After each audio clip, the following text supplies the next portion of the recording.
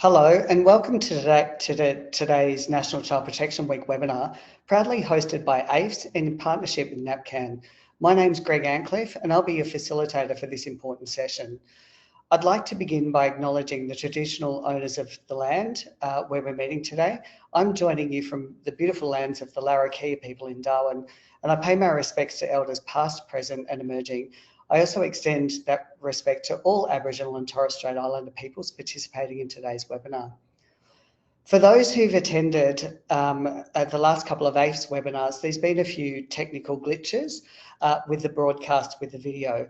The aifs team have been working with the GoToWebinar people to resolve the issue. So if the video stops at any point, please bear with us. We'll get it working again, and we apologise if there is an inconvenience. So before we begin, a few housekeeping notes. The session is being live captioned. If you require captions, please follow the link in the chat. We'll have a Q&A session at the end, and there'll be a selection of questions that people have submitted and any that's put in the chat as well. And we're going to record an extended Q&A session post the webinar, and that will be available for everyone within 2 weeks of the webinar. It'll be on both the NAPCAN website and the aifs website. Any related readings and resources referenced during the webinar are available in the Handouts tab of your control panel. A short feedback will open at the end of the webinar, so your feedback is really appreciated. This is a big topic and we won't be able to cover everything in this session. I'd also like to acknowledge that today's discussion does include child maltreatment and emotional abuse, which may be distressing. So please take care of yourselves and the support resources available in the chat. I also want to acknowledge those with lived experience of abuse and honour your strength and resilience and recognise the enduring impacts these experiences can have. National Child Protection Week is always an important time for our sector. This year, the theme is Every Conversation Matters, Shifting Conversations to Action. Today, we're building on a webinar first done in 2023 that focused on emotional childhood abuse. This year, we want to take the next step, moving from awareness to action. The Australian Child Maltreatment Study shows that around 35% of young people aged 16 to 24 report experiencing emotional abuse. These rates are higher among younger cohorts, highlighting that emotional abuse is not only common, but it's growing. Despite its prevalence and serious impacts, emotional abuse remains poorly understood, under-recognised and often minimised. Our focus today is how we as a sector can do better, particularly by understanding the pressures parents face and supporting them in ways to prevent emotional abuse before it occurs. We're joined by 3 outstanding speakers today: Professor Ben Matthews from the School of Law, Queensland University of Technology, Sophie Havinghurst, Professor Sophie Havinghurst, clinical psychologist and leader of Tuning Into Kids at the Mindful Centre for Training and Research in Developmental Health, University of Melbourne, and Emma Carmody, Senior Design Specialist at the Parenting Research Centre in New South Wales. Ben, I'd like to start with you. Emotional abuse is often described as one of the most hidden and misunderstood forms of maltreatment.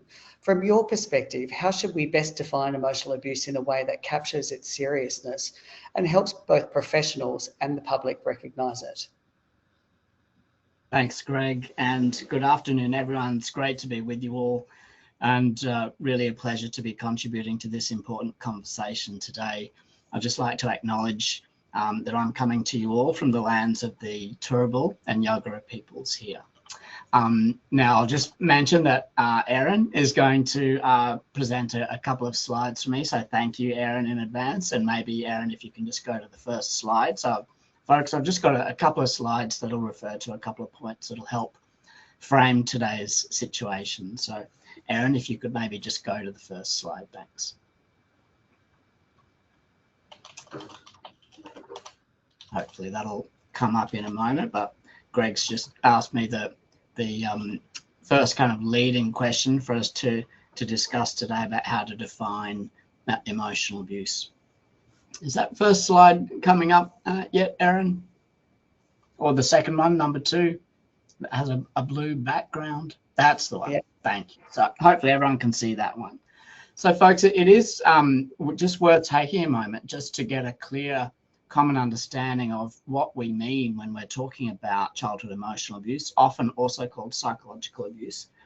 And so I'll just mention a couple of points about this concept and about how we measured it in the Australian Child Maltreatment Study, just so that we're all proceeding from the same position. So a lot of people have given a lot of attention to how we should define the concept of emotional abuse for several decades now. And there has been a consensus that has emerged over time, and most recently by UNICEF. But what we're talking about here is parental behaviour that's repeated over time towards the child that conveys to them that they are worthless or unloved or unwanted or only of value in meeting another person's needs. So that's the concept of emotional abuse that we're talking about.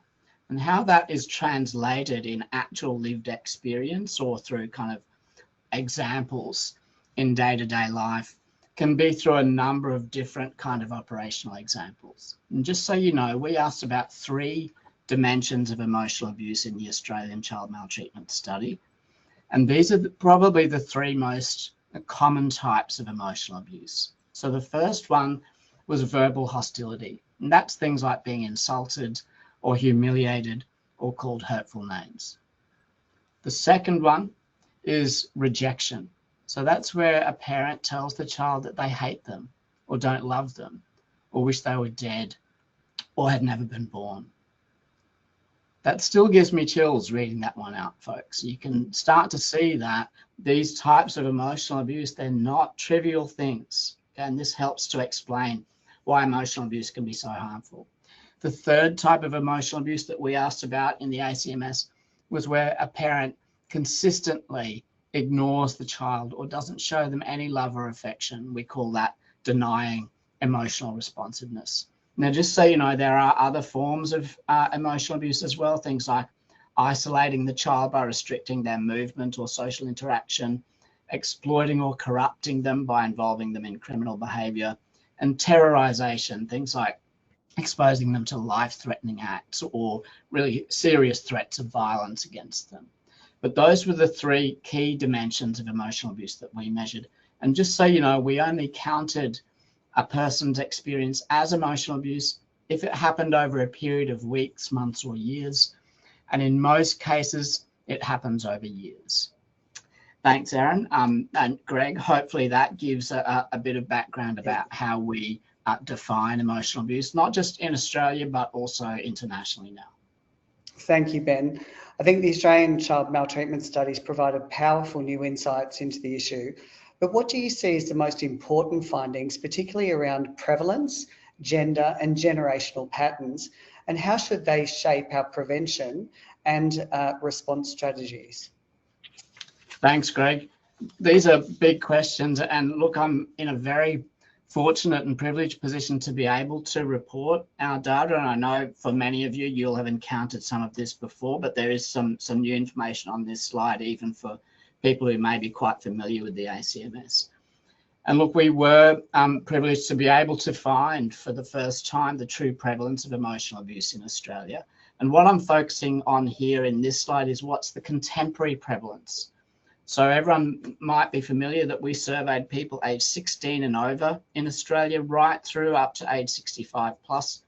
But what I'm showing here on this slide is the contemporary prevalence. And we've drawn this prevalence from the people aged 16 to 24 in the ACMS, and there were 3,500 of them. And what we found is that 34.6% of young people in Australia at the moment have experienced childhood emotional abuse. So that's 1 in 3. And we also found that it's a gendered phenomenon as well. So girls are more likely than boys to experience emotional abuse, about 1.5 times as likely. So 2 in 5 girls have experienced emotional abuse, again, over a period of at least weeks and typically years. But 1 in 4 boys have as well, and that's important. In terms of generational trends, just very briefly, in a nutshell, we have found that some types of emotional abuse have become more common over time in Australia as well. So when we compare, say, 16 to 24-year-olds with older Australians aged 25 to 44 and 45 plus, we can see the prevalence of emotional abuse at different periods of time in Australian society. And what we've found is that two types of emotional abuse have become more common in recent decades. So hostility and denigration, that verbal abuse, has become more common, and rejection has also become more common.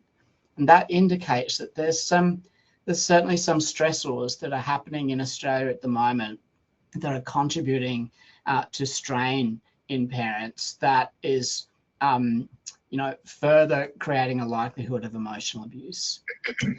Now, Erin, if you could just move to the next slide, I'll just draw attention to a few key points about the implications of the prevalence and gender and generational trends for shaping prevention and response. And just a few points to focus on here, folks. And then I think we've just got one more question.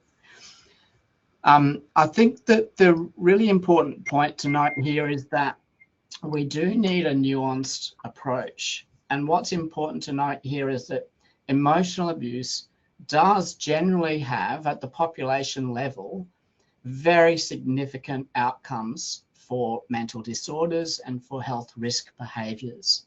So it's very, very important. However, there's a spectrum of experiences. So some individuals, some kids who experience emotional abuse may have little to no adverse outcomes.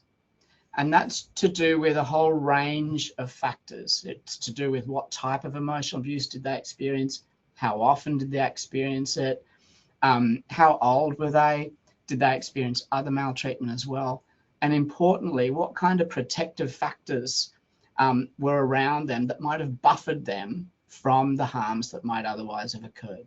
So some kids might not have experienced many harms from their experience, but equally at the other end of the spectrum, some kids will experience emotional abuse and will experience very, very significant harms and multiple harms. And that is also to do with the characteristics of their experience and perhaps the lack of those protective factors. And the key reason, the key pathway for these outcomes is that emotional abuse has huge potential to compromise attachment to parents. And that compromised attachment leads to impaired self-worth, internalization of the negative attributions that have come from the parent, and ultimately to feelings of being unsafe and insecure in the world. So at the population level, we found in our study, emotional abuse is widespread, it's gendered, and it's harmful. And in fact, emotional abuse is as or more harmful as sexual abuse. And that's a real bombshell finding, but it's a very, very important finding. So we found, for example, that even adjusting for a whole range of confounders, including the experience of other maltreatment, emotional abuse doubles the likelihood of a range of mental disorders, including anxiety and depression, and risk behaviours like self-harm and suicide attempt. Okay, so we can see from this very large, very robust study, emotional abuse is a very damaging phenomenon at the population level, not for every child, but for many. And what's also important, Greg, in terms of implications for shaping prevention response, is that outcomes of emotional abuse commence early. They don't just remain dormant and crystallize much later in life. They commence in childhood and adolescence and persist through life. And then they may create a cascade of other difficulties too, for example, at school. So thanks. I hope that gives some kind of indication of major implications for prevention and response. Thanks very much, Ben. And finally, I mean, you've just outlined, the profound impacts that this has across a lifetime. But from your perspective, what are the key implications for these findings for policy, practice, and also community awareness? Thanks, Greg. Great question. And it's a big question. It's one that we've thought very, very hard about, both myself and as a team. And it's one that we've spoken about a lot with government agencies as well, especially in some jurisdictions. And pleasingly, some jurisdictions have started to make some key changes. Erin, if you could just go to the next slide, and there's just a couple of talking points there that will frame this last bit of conversation. Folks, I like to think of the term paradigm change here. What the ACMS did in generating this evidence about the prevalence and outcomes of emotional abuse was really shine a light on the significance of this type of maltreatment. In the past, we've paid a lot of attention, and rightly so, to things like child neglect, to physical abuse, to sexual abuse. But emotional abuse, we now know, is widespread and is very, very harmful, and is as or more harmful than other types as well at the population level. So there's some huge implications here for prevention at different levels on a public health model. In terms of primary prevention, we need to lift community and parental awareness about the nature and importance of positive interactions and the importance of parental love and warmth and demonstrated warmth. That is a key protective or buffering factor. We also need to build knowledge about the nature and harmfulness of negative interactions. And then we need to build, and a key point for doing that is in pre and postnatal periods, but also at key developmental stages. Then there's huge implications for prevention at secondary level, for example, through trauma-informed work with high-risk parents and families, and through boosting protective factors at individual, family and community levels, including, say, through schools. There's some key parental risk factors that that type of secondary prevention can really pay attention to, including addressing the parent's own trauma and perhaps mental health problems, and other risk factors, including, say, social determinants and economic strain. Obviously, these findings have huge implications for how we deal with children and youth, in particular, who've experienced emotional abuse. And so, you know, some things that I think we can really work on as a nation are boosting workforce development and continuing professional education about best practice in this domain. Again, about boosting protective factors at family and community levels. And critically, and everyone on this webinar today, I am sure, would agree with this, we need more investment from governments in terms of staffing and service support needs and resourcing and accessibility. Everyone here does an absolutely fantastic job, but the fact is we have a huge level of unmet clinical need in the community here, and our current workforce, as fantastic as it is, we simply need more of them. There are, finally, folks, obviously implications for policy and practice, including in child protection systems, but not only in them, but also in health and education.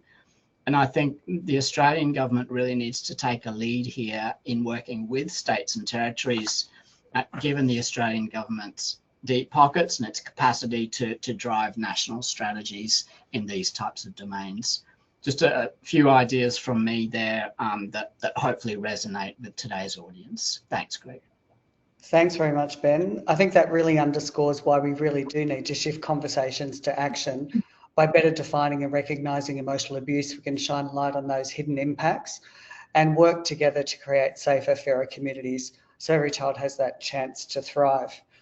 Sophie, I'd like to turn to you now. Your work focuses so much on child development and parenting. And from your perspective, why do parents sometimes end up engaging in emotionally abusive or verbally harsh behaviours, especially when they're experiencing stress or burnout? Thank you, Greg. It's lovely to be joining you today. And I'm joining from Judjo Waddinglands, just outside of Melbourne here. So thank you very much for having me here. And my experience with the Tuning Into Kids parenting program and trying to understand why parents get to this point is really, really important if we're going to be able to help them and work with them well. So key is that intergenerational patterns of parenting are what we learn from our own parents tend to flow on to automatic reactions, especially when we're under stress in that parenting role.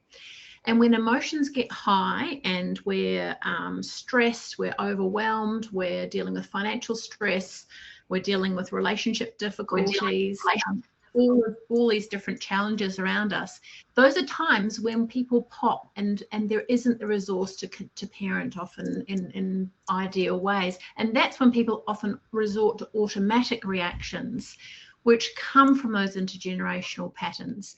And they are often where we engage in abusive, verbal, physical abuse, but also things like what Ben is describing. And it's really interesting, that really sobering data about the increase in emotional abuse, because people, I think, are experiencing heightened levels of stress. And we know that especially parental burnout is a time when people often tip over the edge. And somewhere around about 5% of parents will experience a burnout, where they are just overwhelmed by parenting demands, no longer able to connect with their children. And those experiences mean that they will often resort to automatic kind of reactions and patterns at those times. And that's really important, because it's that level of stress that actually tips people over the edge. And there's some ideas that if your stress is too high and your resources are too low, that is when you're more likely to engage in abusive behaviour with your child, even though it may be discongruent with how you actually want to parent. So that's giving you some sort of thoughts about that, Greg. Thank you.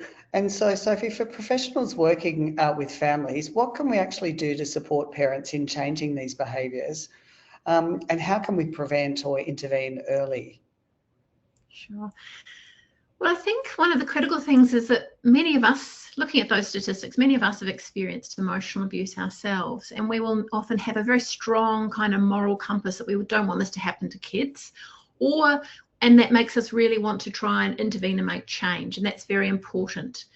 That also brings with us a good empathy for working with parents and carers who may be engaging in emotional abuse, because one of the key things is to connect with the people you work with. And that happens with empathizing with where they're at, understanding where they're at. It doesn't mean agreeing with what they do, but the process of connection is really critical. Because when you can connect with people, you're more likely to hear the shame, the guilt, the distress, the anger, and the powerlessness that they may have. And us recognizing that and holding that for them and with them enables them then to make changes. And some of the research looking at what changes intergenerational patterns of abusive behaviour, it tends to be, one is that you need to have awareness of the impact of your family of origin on your parenting now. And two, you need skills in the moment to do something different. So we really build up parents' capacity to build in a pause in the moment. So as professionals, helping by connecting and working with parents and carers to build in that pause in those moments of emotional intensity with their kids, so that they can slow down 10 to 30 seconds to slow breathing, focusing on your senses, stepping out, having a drink of water.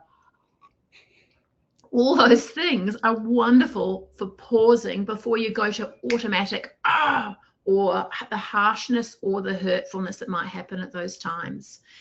And then we need to help parents to be able to connect with their kids better, because then you can help people to start seeing what is going on for my child, what is behind their behaviour. And when parents can pause, they're more likely to do that rather than resorting to that kind of harsh or hurtful behaviour that then leads to shame and guilt, which gets in the way of actually connecting with their children. So at that point, that's a really important next step of actually helping then parents to notice the child's feeling, to actually be able to empathise with their child, and use touch or non-verbal communication if you can't speak. If you're overwhelmed, just stopping and just sitting down with your child, just a gentle hand, or even just sitting quietly, because that pause can also help with connection with a child at that moment. And you want to respond with empathy to the child, and maybe even naming the child's emotions. So it's hard being left out. It sounds really hurtful. It's really humiliating. And that process of slowing down and doing that is very, very important. And I can think of one mum who we were working with, one of our parenting groups, who had a very abusive background of her own. And she talked about this time when she saw a kid outside about to wallop his brother over the head with a cricket bat, and she raced out, and normally she'd be incredibly harsh with him. She had some pretty fiery language. She was really harsh. She'd been through a child protective system.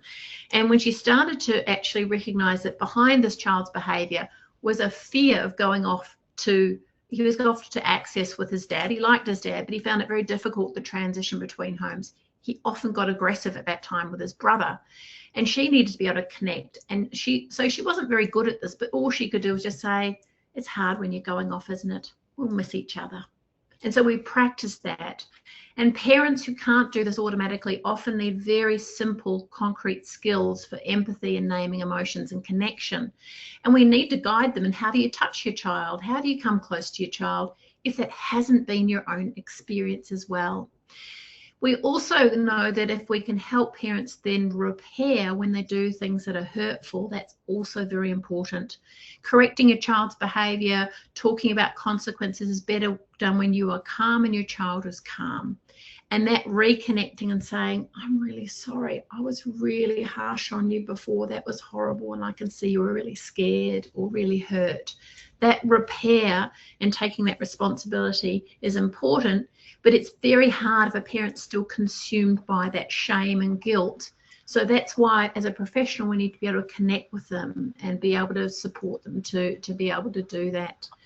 And that means, really helping parents with their own self-care too. So actually look at how can they refuel? How can they do things that actually reduce their levels of stress and burnout?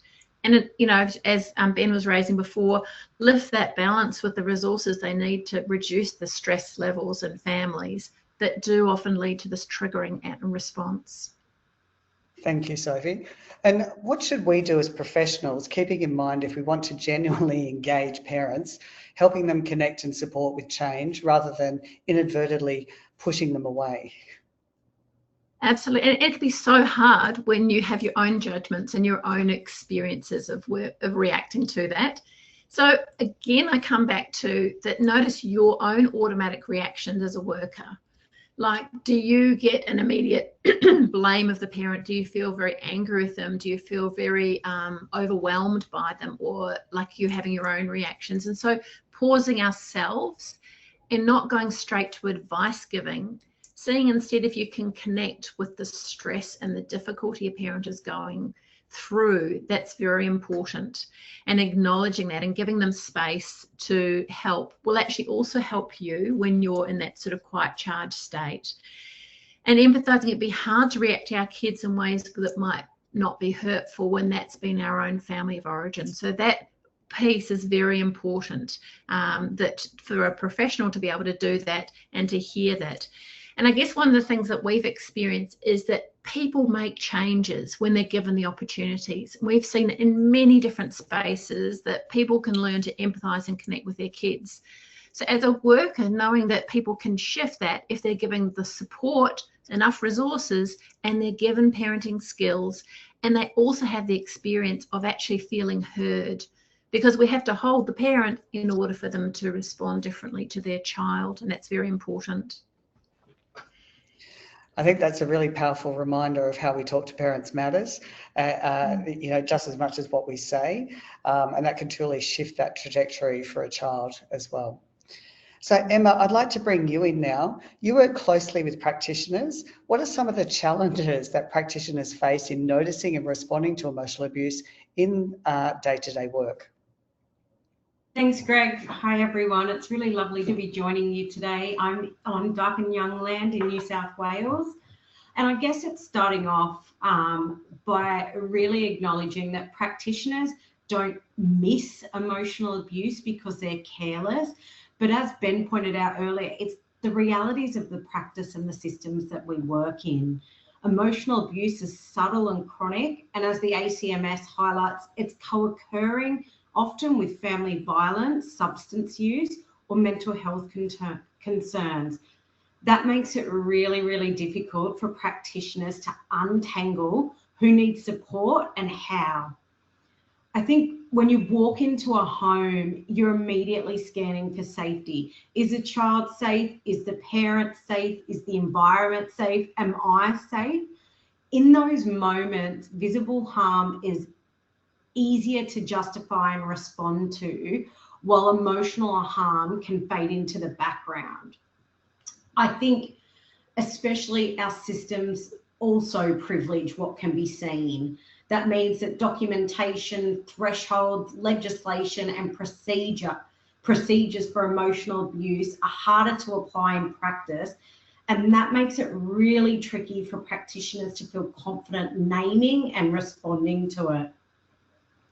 So that, when someone notices emotional abuse, what are some of those practical ways they can respond in that moment? I think what's been clear from the webinar and all the research coming through is that emotional abuse isn't always obvious, and it's experienced on a continuum. And I just want to give an example. About 10 years ago or more, I remember it was the first time I really genuinely thought about emotional abuse being the prominent risk issue with a family I was working with. I went out on a first home visit with a family, a mum who had a 4-year-old girl. And towards the end of the visit, as I was leaving, I made a comment about a large Christmas present that was sitting quite prominently in the lounge room. It was March by this point. And I sort of had a joke with mum as I was walking out that she was either very late to Christmas or she was extremely early. As mum and I laughed, she said to me, "Oh, that was a present for daughter from Santa, but she's been so naughty since she hasn't been allowed it." And I think that moment stayed with me for a really long time after that. The message to that little girl was unmistakable. Her acceptance and belonging in that family depended on her behaviour. It was such a small interaction at the time, but it showed me the big impact of emotional abuse and how hidden it can be in everyday family life. So I guess what helps when we notice it is the starting point is always safety, both physical and emotional safety of the parents and the children. It's particularly when a family is experiencing domestic or family violence or coercive control, substance use, maybe mental health struggles might be present. We have to use safety as the foundation for any connection or change. I think the next piece of that is naming and noticing. We don't always need to come in as practitioners with these strong statements. Sometimes we can use gentle observations that open reflection. For example, "I noticed when your son spoke, he looked down. What do you think was going on for him?" Or, "Can you think of a time recently when you and your child got along really well? What helped?" These kinds of observations recognise effort, they show empathy, as Sophie pointed out, and highlight positive patterns in a way that reduce defensiveness and build confidence.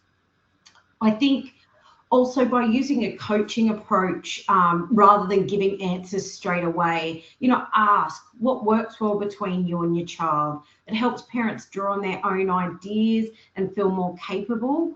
And when you see strengths, name them with parents. You stayed really calm when things got heated. That's not always easy. I think recognising moments like that affirms parents' capacity and encourages them to keep building on what's working. And thank you for that powerful example that you just shared with us as well. But given that emotional abuse is often invisible, how can practitioners make sure a child's voice is truly brought forward and heard or even amplified? I think, and we heard the dire outcomes from Ben at the beginning of this webinar, I think one of the most damaging impacts of emotional abuse is that eroding of a child's identity, their trust and their self-worth. And because it happens in the relationships that they depend on, it's rarely named, it's rarely disclosed, and it's often minimised. Children also don't always have the language for what they're experiencing. Some normalise the fear and rejection, and others protect their parents out of loyalty or shame. And I think the risk for us as practitioners or any professionals is getting caught in these adult conversations. Risk assessment, when we're talking about parenting programs, what the current court orders are. Therefore, we can miss what the child is really telling us or not give them an opportunity to talk to us. So to bring forward their voice, we need to ask about emotional safety, not just their everyday needs. We need to ask, do you feel heard? Do you feel in an age-appropriate way? Do you feel safe to make mistakes? What helps you feel brave? When do you feel calm at home? And use tools like play and drawing, storytelling, or scaled questions to elicit those answers. And I think, above all, be a consistent, validating adult for the time that you are in their life. Affirm any small disclosures that they give. It makes sense that you feel scared when voices get loud. Include their perspective in planning, and just use simple questions like, who would you go to if you felt worried? I think a child-centered approach means acting with the child, not just about the child. Thanks, Emma. I think those practical strategies really highlight that those practitioner conversations really matter, and whether a child or a parent or a colleague, that can be the starting point for a real positive change. So thank you very much for that.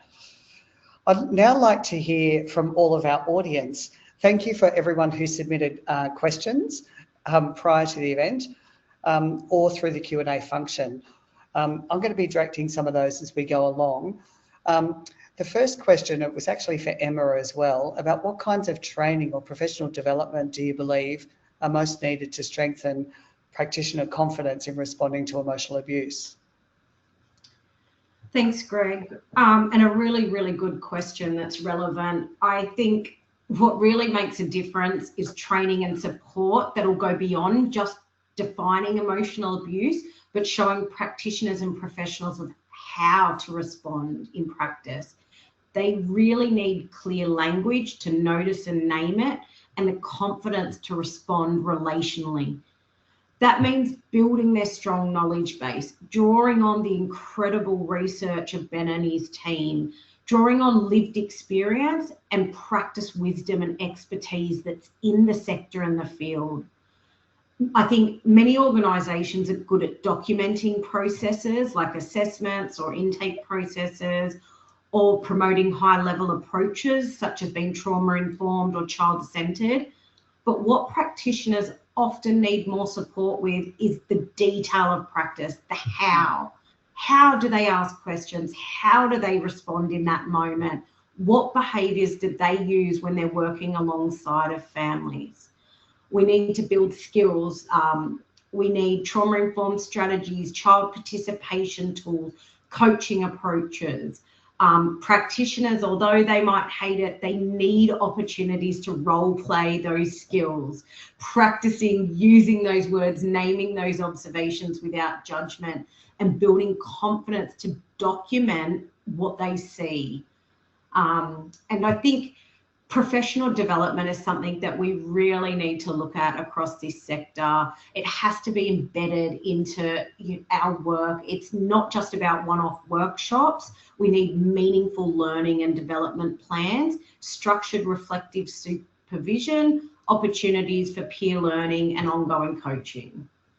Fantastic. I love that. The show me, support me, and don't tell me, how to do it. So that's fantastic. The next question is around emotional abuse.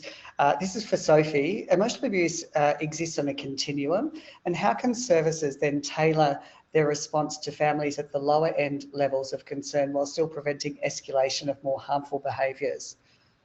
That's a big question. That's a great point. Yeah, thanks, Greg. It's such a good point, because often we think, oh, this person will benefit from intervention, this person won't. And our experience is being that it's often the people who you think were doing the worst are going to be the ones who will make the most shift or gain. So don't write people off that you think who won't benefit. Groups are a lovely way to actually help people learn new parenting skills, and people learn from watching and hear someone else's story about their own intergenerational experiences. That gives them lovely reflections on their own experience and then what they're doing with their own child. So that really, in that very lovely way of hearing from others and learning in a sense of where you don't have that high level of shame, and you have more of that experience of like, we all struggle with parenting. That's very important. So groups are great. For the families who are really struggling, augment that with additional one-to-one work where you really look at their experience, especially across generation of their own parenting histories, and work on skill building with them, but also the impact of their own histories and current trauma and stresses on the here and now and how they're coping. And, like, this is also about resourcing again. If families, it's very hard to make a parenting intervention work to help people learn new parenting skills to respond differently to their child, if they're so stressed that their mental health is overwhelming, that they don't feel safe. So we've also got to work with that Maslow's hierarchy of needs around making sure that the resources are there to provide that foundation. So that's really on balance, I think. And that gives you also some idea with that higher need are going to need much more of those resources, which many of the workers here today will know very well. Yeah, thank you very much for that. Ben, this is the one for you. How can we better integrate emotional abuse into child protection frameworks that often prioritise sexual abuse or physical abuse? Thanks, Greg. And look, first, I just want to endorse everything that Sophie and Emma have said today. I've really enjoyed listening to their insights, and I've learned a lot from that. I think the first point I'd say about integrating emotional abuse better into child protection systems is for each state and territory at the higher policy level to, if they haven't already, to reappraise and to continually reappraise the extent to which they've adequately considered emotional or psychological abuse in their broad policy frameworks and in their procedures, in their processes, in their data systems even, and critically in their workforce training. That is not an easy feat, and it's an ongoing challenge, but it's certainly something that they and the families and communities and kids that they serve will benefit from massively in the short, medium and long term. Then obviously at the next level of individual casework, obviously caseworkers and affiliated support staff in different sectors need to be aware of the possibility of emotional abuse, even when it isn't obvious or immediately apparent as the first or the primary maltreatment type that might be involved, because of that co-occurrence of emotional abuse. And the difficulty here, the big difficulty, is that it won't always be immediately apparent, but that's where the individual skill and preparedness of the caseworkers to delve a bit deeper really comes into play. And that's where that skill development that Sophie was talking about and Emma talking about, caseworkers needing the detail of the how, becomes so important there. Then the final level is that, when emotional abuse is found in individual cases, as relevant, remembering that there's that continuum of emotional abuse, that spectrum of severity and chronicity and harmful outcomes, depending on other risk and protective factors. But as appropriate, there need to be the types of services and strategies put in place to support parents and families to reduce what's happening, and therefore to also boost those protective factors that might also attenuate that risk of continuing emotional abuse. So certainly it's a challenge for child protection systems at state and territorial level, but there will be enormous dividends gained. There is absolutely no doubt about that. Thanks very much, Ben. And I'd also like to thank everyone who submitted the questions. They really show how important it is that we shift these conversations into meaningful actions and the kinds of real world issues we all have to navigate in preventing and responding to emotional abuse. We'll be answering more of the questions in post-webinar session that we're going to stay on after this webinar, and then we'll make those available too when the recording's available. But as we come towards near the end of our session, I'd like to ask each one of our panellists, and we've got time so you can take your time with this one final question. From your perspective, what's next in research? That's mainly Ben or whoever else wants to have a crack at that. And what else needs to change in policy and practice if we're truly serious about preventing emotional abuse of children? So Ben, do you want to lead with the research? Sure. Thanks, Greg. Well, one thing that we've tried to do as the ACMS team is to answer the questions that we thought were most urgent and most important, not just for scientific advances, but for policymakers, for practitioners, and most importantly, for kids. And that's why we measured prevalence and we measured different outcomes of different types of maltreatment. One of the things we were able to show is just how important and harmful emotional abuse is at that population level. One of the things that we're now working on is to generate an even more nuanced, granular picture of what, if any, specific types of emotional abuse are then most harmful. Now, it's possible that the 3 types we measured are similarly harmful, but equally, it's possible that one or more of them might be even more harmful. And if that's the case, then that might give us even more information to guide our targeted prevention and response efforts. So we're doing an analysis right now to assess the different outcomes, or whether there are different outcomes to do with verbal hostility, rejection, and emotional unavailability. We're also looking at the impact of whether it was mom or dad or both parents inflicting that. And we're also looking at the impact of the duration over which the emotional abuse happened. So we're obviously, all these analyses take a lot of time, a lot of care, but we're hoping to get that out as soon as we can, and we'll make that available on our website as soon as possible. I think everyone's going to be waiting for bated breath to get their hands over that, to say, well, what does that then mean for our practice moving forward? That's really exciting. We've got a lot to learn, and we really look forward to the release of that research. I'm going to shift to Sophie for your chance to answer that question now about what needs to change in policy and practice, or research as well. Well, I'm struck by the fact that many people who come to parenting and getting parenting help often are not aware of the impact of emotional abuse on their children. So, and one of the things that, Ben, you raised was this need to really increase the visibility and the awareness. We've got an increase in emotional abuse, perhaps because of increased pressures on parents, perhaps because we have seen some reductions in physical or sexual abuse. Who knows what the reasons are? But with this increase, we have to improve awareness. So one of the things I just wanted to tell you a little bit about is some exciting early news that about a new charity called Words Matter. Words Matter is on a mission to end verbal abuse of children by adults, and it's through research awareness and collaboration efforts that we know more about the prevalence and immediate lifelong harm of verbal abuse on children. So this Words Matter campaign is really about sort of shining that light on this overlooked awareness of the harms, especially in particular on verbal abuse, and really wanting to call on all Australians to create a culture where every child is spoken to with respect, care, and dignity.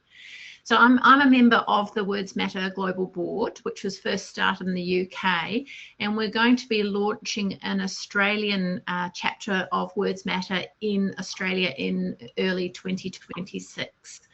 So we'll be working really solely on preventing verbal abuse of children by adults, and our work will really add to the momentum throughout Australia on applying contemporary and evidence-based methods to preventing and reducing harms to children.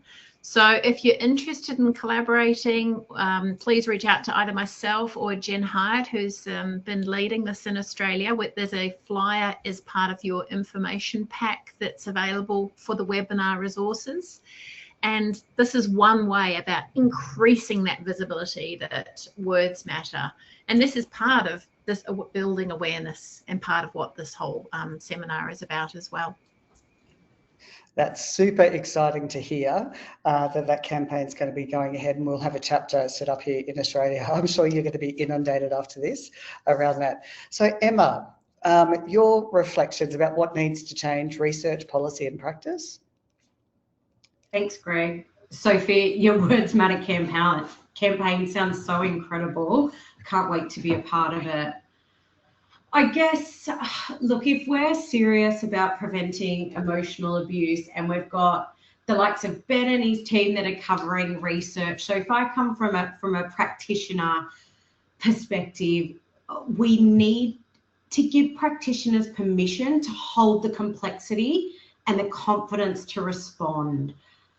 I think that means having the right supports around them, as I sort of mentioned before in that question around their training and ongoing development, ongoing learning to build knowledge and language within our workforce, structured supervision for reflection. We need to reflect on our work so we can grow, and we need safe spaces to sit with uncertainty without the fear of getting it wrong. As I say this, I just want to be very clear that practitioners can't do this alone. It's not all on them. In fact, they aren't the majority of the holding of this burden. Systems have to have their back.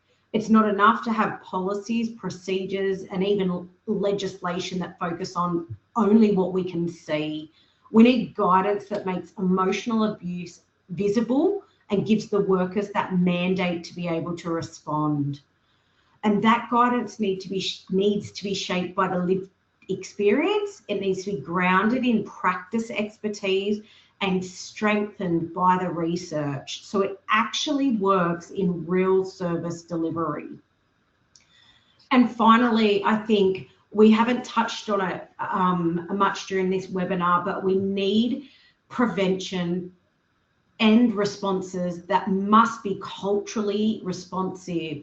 We need to understand how emotional abuse is experienced and defined across different cultures to ensure that our responses, our support systems, our sector is responding in a safe and effective way for all families. So I think for me, the next step is clear in terms of the research must continue to inform practice, but it's the translation into training, tools, and service design that will really shift outcomes for children and their families. Thanks very much, Emma. And, I think it's been really clear around, what we need to do for professional development, which really mirrors what we need to do in skill acquisition with families as well. So thank you. Look, I'd like to thank all of our panellists for their insights, and it just reinforces that every conversation, every action, every policy decision, it makes a difference for children and young people. So thank you, Ben, Sophie and Emma, for sharing your expertise and insights with us today. We've heard that emotional abuse is highly prevalent, deeply harmful and preventable, and that parents under stress need empathy, support and not judgment, and that children's voices must be heard even when the harm is visible. So a few quick notes before we close. Subscribe to AIF's newsletter and you'll be notified when this recording is available. And also complete the feedback survey at the end of the webinar because your input helps shape what happens into the future.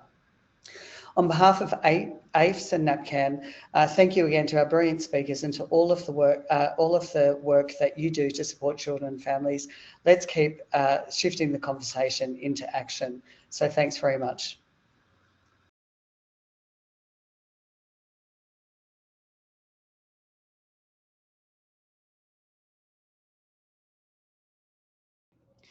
Welcome back, everyone, to our extended Q&A session. Thank you for all of those people who submitted questions through the chat. We've summarised some of them and we're going to attempt to answer at least 3 of those in this session. The first question is going to go to Emma. How do you respond to parents who may not see their behaviour as being harmful to children and young people? Thanks, Greg. I think it's a really good and important question, because we often are working with parents that don't recognise emotional abuse. They also are like the children, that they don't have the language of that. And I think it's important to recognise that it's not that they don't care about their child, but because of the barriers that they carry. For some, harsh words or shaming might just be normal discipline practices, because that's how they were parented. For others, I think there's shame and fear around admitting the impact of their behaviour. It can feel like admitting failure, or they could be fearful by, acknowledging that they've been emotional abusive, that they might risk intervention. And many parents, as Sophie pointed out, are already under huge amounts of stress, especially around violence, poverty, or mental health. So I think that ownership of being emotionally abusive could be really hard for them. So in supporting them, I think a big part is how we frame that conversation. Instead of using labels, I'll often describe what I see and invite reflection from that. So I might say, I noticed he went quiet when you called him lazy. What do you think was happening for him? That grounds it in the behaviour and the child's experience rather than judgment. I think by doing that, it keeps the focus on impact, not intention. Because parents will often say, I didn't mean to hurt them. And we can respond with something like, I know you didn't mean to, but when children hear our words like that, they can feel ashamed or scared. That makes the harm visible for parents without labeling them as bad, which feeds into their own shame. And I think we need to balance that honesty with their strengths, as I mentioned earlier, in naming their strengths and ensuring that we really respect their pace. Change won't happen overnight. Parents will often push back. And in those moments, it's about ensuring that we keep the door open. We want to use, I can see this feels hard to talk about. Let's keep working together on what helps your child feel safe. So I guess, in short, supporting parents through these barriers means we describe the behaviour instead of labelling it, focusing on, as I said, those child's experience, affirming the strengths that the parents is doing, and let's always give parents alternatives of what they could say, because they might not have that voice or those answers. Fantastic. That's giving them new behaviour models to try, different than the ones that they have. Sophie, we also had a few questions that came through of people wondering about parents who may lack emotional warmth. What would you have to say to that? Yeah, it's a big part of working with parents and carers when you become aware that they lack the ability to actually really connect with their child, to actually emotionally connect with their child, to feel what their child is going through. And there are a number of reasons for that. It can be, as I said, it hasn't been their experience. They have disconnected or shut down from emotions. And some people have more of an extreme case of this, like alexithymia, where they actually can't name or are not aware of their own or their child's emotions. There's also, obviously, if you have the experience of neurodiversity, where it may be harder for a parent to notice the signs or to empathically connect with the child and to respond in that kind of nurturing way in certain circumstances. Or it might be that the parent has their own experience of trauma, so that the emotional and remembering and sort of past traumas are so loud in the space when emotions are high with their child that they are flooded by their own experience and they actually can't see or connect with their child. We know that when you flip your lid, when you're overwhelmed by your own emotions, you can't connect with another person. And for many other reasons, that could be stress or burnout, mental health conditions, violence, fighting with a partner, all those things can be going on. So, but what we know is that I guess each of those are ways that we can work directly with a parent or carer to actually build up those skills. So, you know, in the case where there is a huge amount of difficulty identifying, naming emotions, it can be just coming up with very basic, okay, I wonder if you can name what you feel right now. Where do you feel that in your body?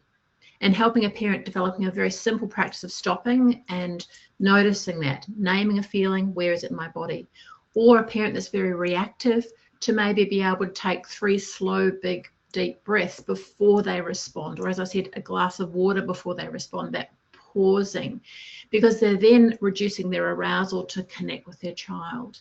For families where there's neurodiversity, it might be about learning what do I see on my child's face? What are the expressions I see? What are typical signs my child has when they're distressed, angry, scared, jealous, excited, proud? What do I typically see? It might not be that they say, I'm feeling this. It might be that they just withdraw. So knowing that those are almost like rules to follow. When my child looks like this or their behavior is like this, then I would do 3 things. I would notice that. I would come in and I'd just sit with them quietly. I might gently put my hand on them. I might say, you look a little sad today. Or, yeah, I wonder what's happening for you. And giving parents more of a rule or a kind of a steps to follow when it's not intuitively coming easily to connect is actually a very important part of building the skills. And we found that that works really well with families where this doesn't come easily and naturally. And obviously, if we're working with parents' own mental health or their own stress and burnout, then we're going to have to work with that to reduce some of those stresses in order to be able to parent and connect with the child. And those are all factors that we can't assume people will just naturally be able to pick this up, and they're all starting at the same point. So addressing those things and tailoring the way we work depending on the parent's own emotional style, emotional needs, stress levels, current emotional awareness will be very important. Thank you very much for that, Sophie. Ben, we started the presentation around definitions and prevalence, etc. There was quite a few people that really were interested in, can people within the community be emotionally abusive to children, such as coaches or dance teachers? And I just wanted your perspective on that.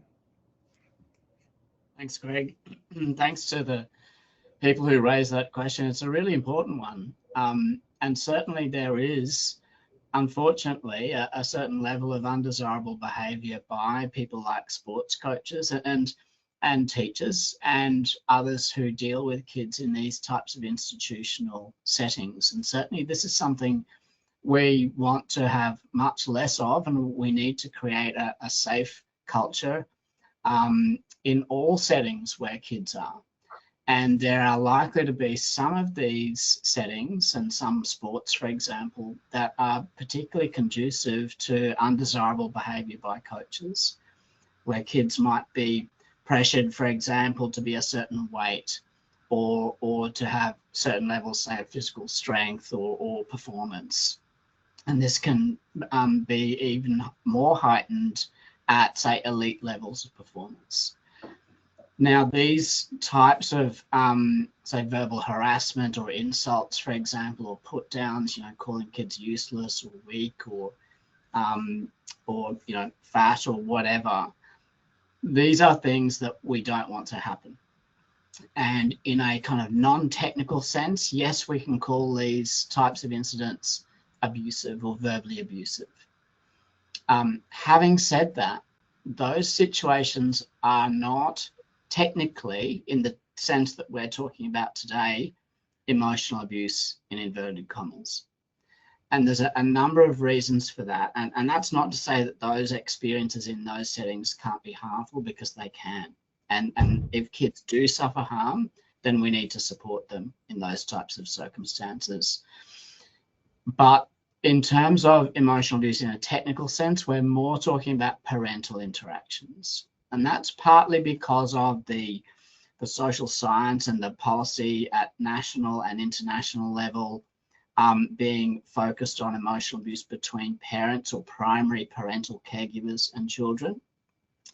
It's partly because of that, the importance of that parent-child relationship and the attachment bond and the rupture of that attachment bond being so harmful for kids. It's also because of the daily exposure that a child has to their parent, and the fact that it's very, very difficult for a child to escape that relationship, and therefore emotional abuse that might happen there.